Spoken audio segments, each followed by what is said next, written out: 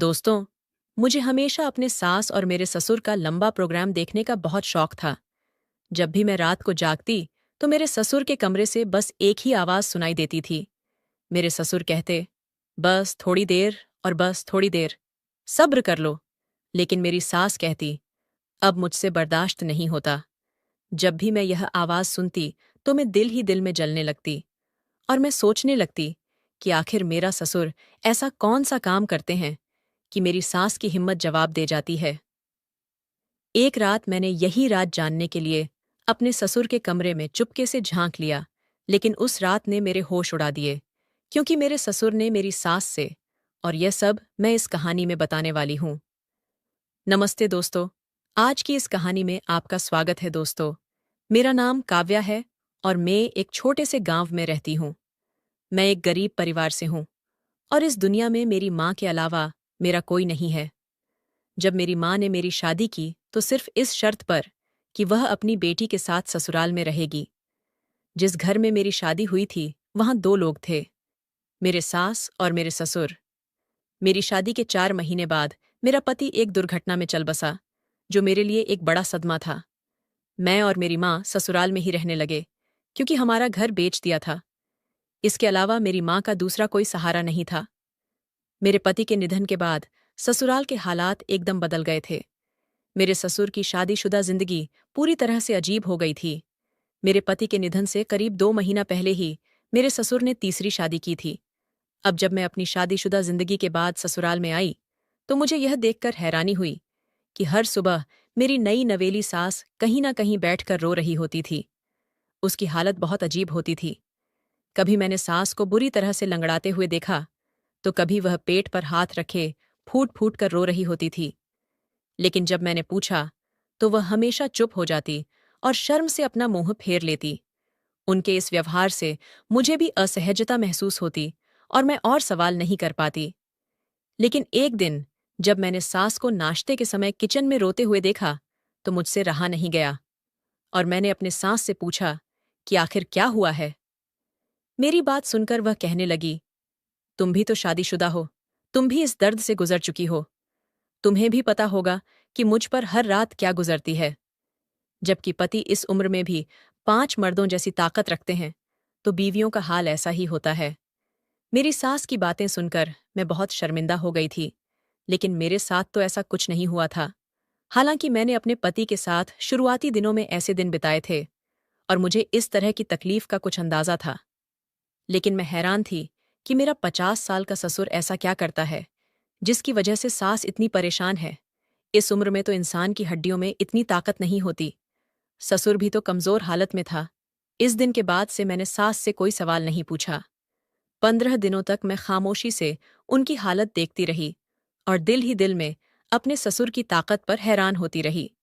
मेरी शादी को ज्यादा समय नहीं हुआ था और मेरा पति हफ्ते में 2 बार भी मेरे करीब आता था, लेकिन उसके बाद वह बहुत थकान का महसूस करता था। हालांकि मेरा पति 20 साल का जवान लड़का था, जबकि ससुर तो रोज रोज ही सास को परेशान करता था।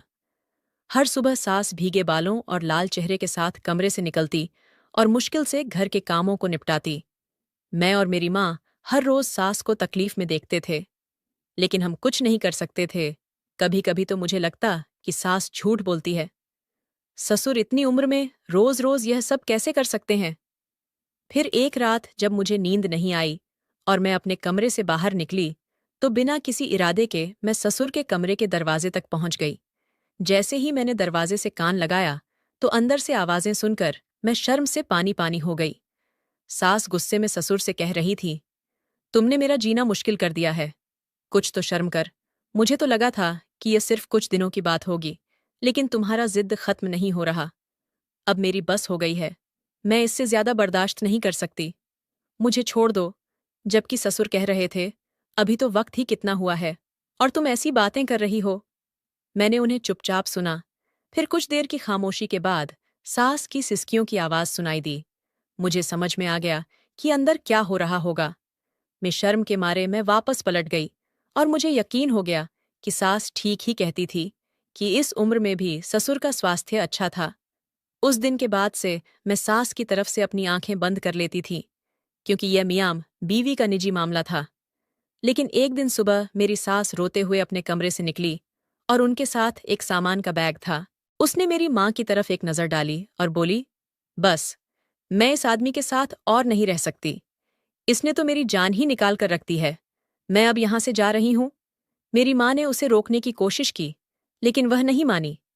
मैंने भी उसे समझाने की कोशिश की, लेकिन वह अपना फैसला ले चुकी थी और अपना सामान लेकर ससुराल छोड़ गई। मेरी सास को गए हुए एक दिन भी नहीं गुजरे थे कि मेरे ससुर ने घर में शोर मचा दिया कि किरण चली गई है। तो क्या हुआ? मेरे लिए किसी नई दुल्हन को ले आओ, मैं अकेला नहीं रह सकता। मम्मी ने सिर पकड़ लिया और ससुर से कहा कि जब तक तुम्हारी हरकतें नहीं सुधरती, मैं तुम्हारी शादी नहीं करवाऊंगी। वैसे भी किरण अब भी तुम्हारे निकाह में है, इसी को मनाकर वापस ले आओ। ससुर हाथ जोड़कर कहने लगे। वह तो बहुत नखरे वाली थी, हाथ लगाते ही उसे नखरे आ जाते थे। मुझे अब ऐसी लालसा नहीं है। अब की बार मुझे कोई दरमियानी उम्र की तरह तंदुरुस्त औरत चाहिए जो मेरा साथ निभा सके। किरण को तो बहुत नखरे थे। ससुर की फरमाइश सुनकर मेरा मुंह खुला का खुला रह गया था। मेरी मम्मी चुपचाप कमरे में चली गई थी और मैंने शर्म से अपना सिर झुका लिया था। मेरे ससुर तो 20 से 22 साल के लड़के की तरह फरमाइशी लिस्ट सुना रहे थे, जबकि खुद 50 साल के थे और उनके बाल पूरी तरह से सफ़ेद हो चुके थे। मम्मी ने ससुर की बातों को नज़रअंदाज कर दिया था, लेकिन ससुर की जिद वहीं की वहीं थी। न वह खाना खा रहे थे, न किसी से बात कर रहे थे। उन्हें सिर्फ शादी करनी थी। ससुर ने खुद को कमरे तक महदूद कर लिया था। मम्मी चिढ़ाते हुए गुस्से में कहने लगी, इतने बुढ़ापे में भी उनका अकेलापन खत्म नहीं होता। कितने लोग बीवी के मरने के बाद तन्हा रहते हैं, लेकिन इसे तो बस बीवी चाहिए, और वह भी अपनी मनपसंद की। इस उम्र में इसे कौन लालच देगा? मैं कहाँ से ऐसी लालच तलाश करूं? अब तो गरीब घराने की लड़कियां भी इसका नाम सुनकर कानों को हाथ लगाती हैं। इसकी शोहरत दूर दूर तक फैल चुकी थी कि यह बीवियों को इस कदर इस्तेमाल करता है। मम्मी की बात सुनकर मैं सोच में पड़ गई। मैंने मम्मी से कहा, मेरी एक दोस्त प्रीति तलाक याफ्ता है, घर में बैठी है। अगर आप कहीं तो रिश्ते की बात चलाती हो। दरमियानी उम्र की है, सेहतमंद भी है। मम्मी ने एक नज़र मुझ पर डाली और कहने लगी, तुम्हें मुनासिब लगता है तो बात करके देख लो, लेकिन मुझे यकीन है कि तुम्हारा ससुर इसे 1 महीने से ज्यादा टिकने नहीं देगा। ताकत की ऐसी कौन सी दवाई खाता है जो सारे रिकॉर्ड तोड़ दे? मैंने बड़ी मुश्किल से अपनी हंसी छुपाई और अपनी दोस्त की माँ को फोन मिला दिया। मेरी दोस्त बहुत तेज औरत थी, इसी वजह से उसकी तलाक हो गई थी। कोई उसके आगे ठहर नहीं सकता था, और मेरा ख्याल था कि अगर उसकी शादी ससुर से हो जाती तो फिर ससुर को उसे छोड़ने की जरूरत नहीं पड़ती। वह किसी न किसी तरह ससुर को काबू में कर ही लेती।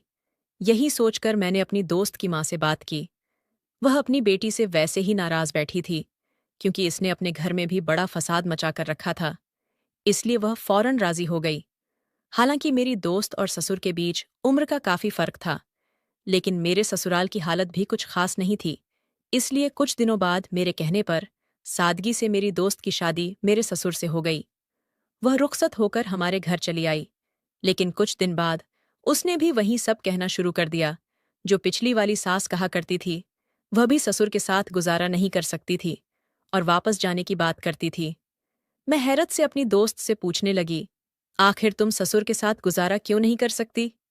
वह मेरी तरफ देखकर कहने लगी, इस बूढ़े में कुछ ज्यादा ही जान है। मैंने तो यह सोचकर शादी की थी कि इसमें अब दम नहीं होगा और मेरी जिंदगी आराम से गुजर जाएगी, लेकिन यहां आकर पता चला कि यह बड़ा हट्टा कट्ठा है। और तुम्हें पता है ऐसा क्यों है? मैंने इनकार में सिर हिलाया तो वह आहिस्ता से मेरे करीब आई और कहने लगी, क्योंकि यह जो खास नुस्खा इस्तेमाल करता है, यह इसका नतीजा था।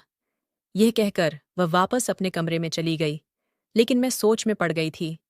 धीरे धीरे मुझे समझ में आया कि ससुर ऐसा कुछ खाता है जिसकी वजह से उसके अंदर इतनी ताकत है।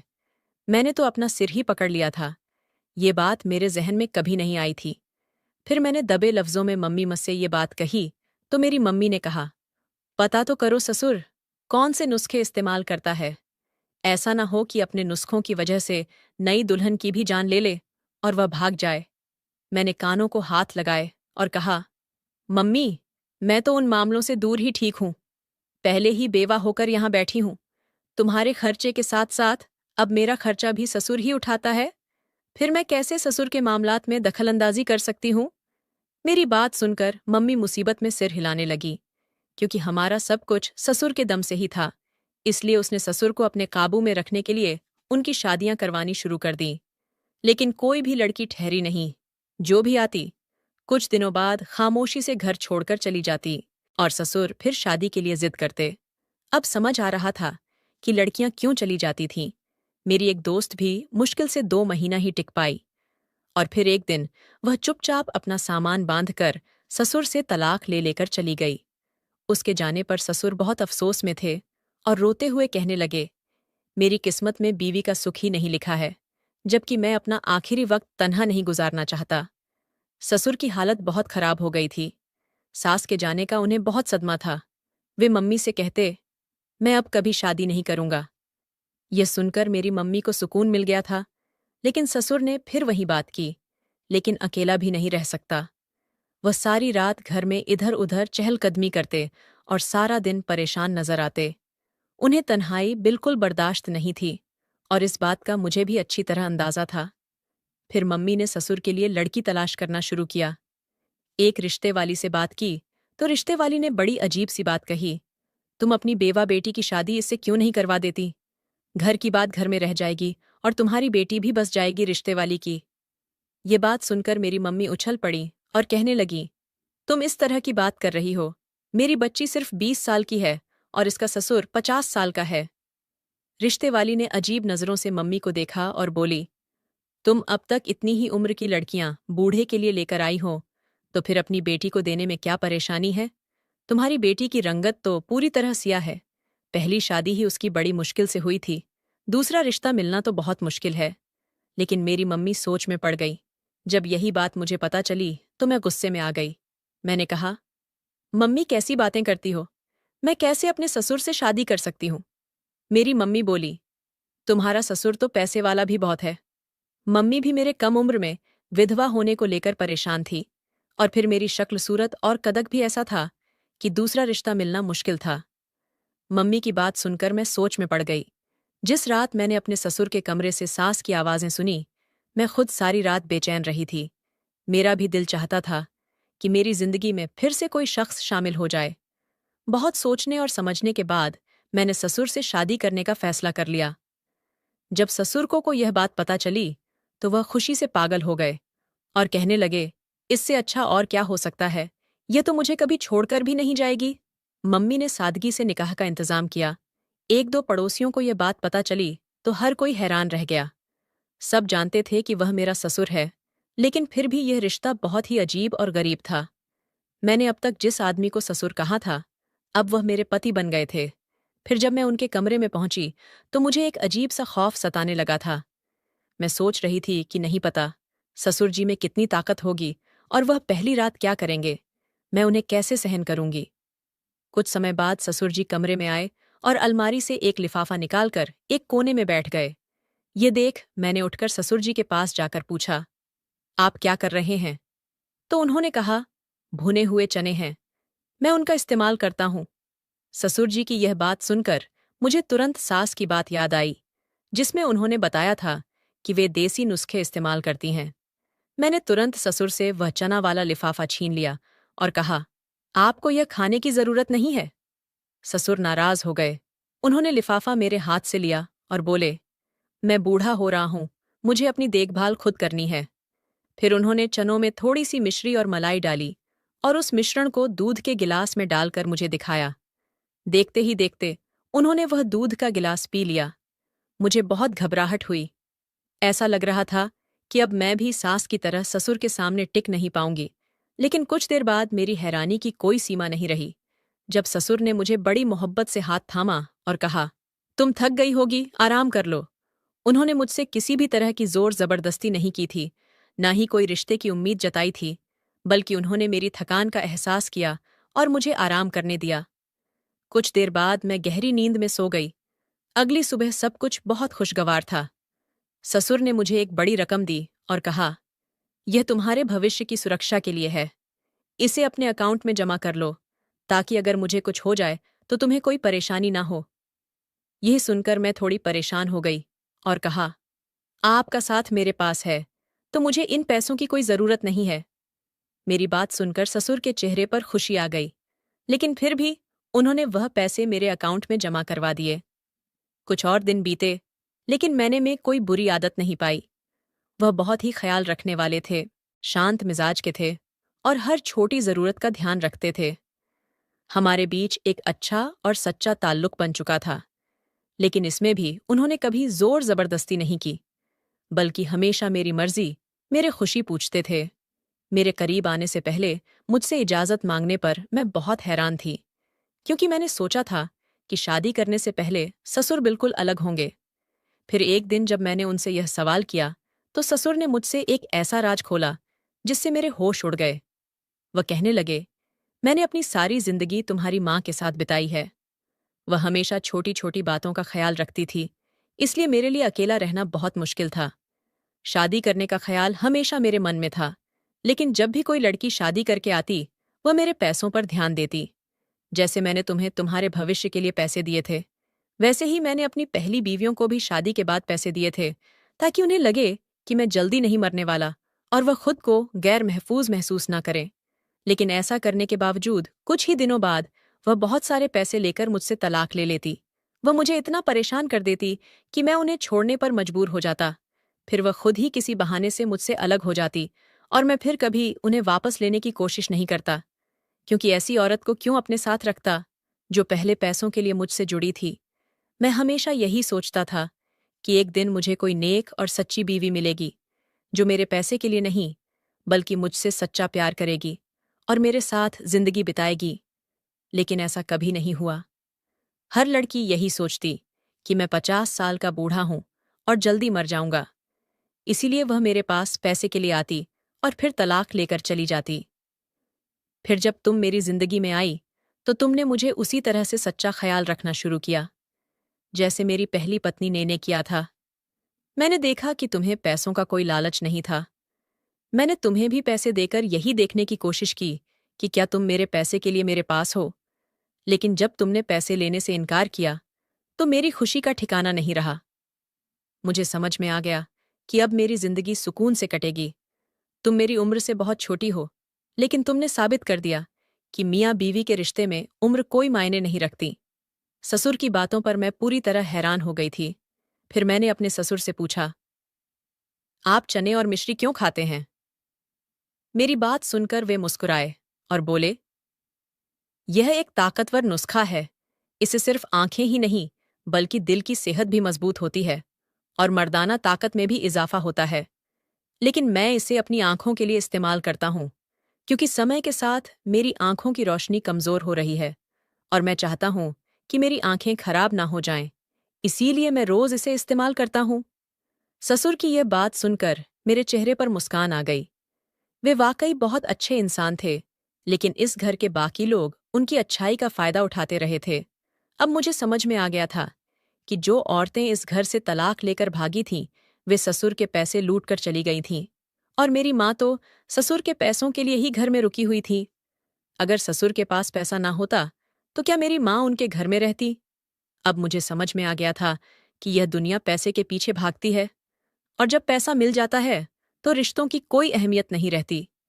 लेकिन मेरे ससुर ने मुझे एक पत्नी के तौर पर जो मोहब्बत दी थी, उसे मैं कभी छोड़ने का सोच भी नहीं सकती थी। आज मैं अपने 50 साल के पति के साथ एक खुशहाल जिंदगी बिता रही हूँ और पूरी तरह खुश हूँ। यकीनन, अगर इस दौर में एक अच्छा हमसफर मिल जाए, तो इससे बड़ी कोई बात नहीं हो सकती। उम्र के फर्क का असर सिर्फ आपके दिमाग पर होता है। अगर इंसान तंदुरुस्त और ताकतवर हो, तो वह आसानी से एक दूसरे की तमाम जरूरतों को पूरा कर सकते हैं। लेकिन हमारे समाज में पैसा ही सबसे अहम माना जाता है। अगर पैसे का साथ हो, तो रिश्तों की भी कदर होती है। अगर इंसान सादा जिंदगी जीता हो, तो वह हमेशा खुद से ही जूझता रहता है। तो दोस्तों, आपको यह कहानी कैसी लगी? कमेंट करके जरूर बताएं। अगर आपको यह कहानी पसंद आई हो, तो इसे लाइक करें और अपने दोस्तों के साथ शेयर करें। आगे भी ऐसी ही रोमांचक कहानियों के लिए हमारे चैनल को सब्सक्राइब करें और बेल आइकन दबाना ना भूलें, ताकि आप हमारी कोई भी कहानी मिस ना करें। धन्यवाद।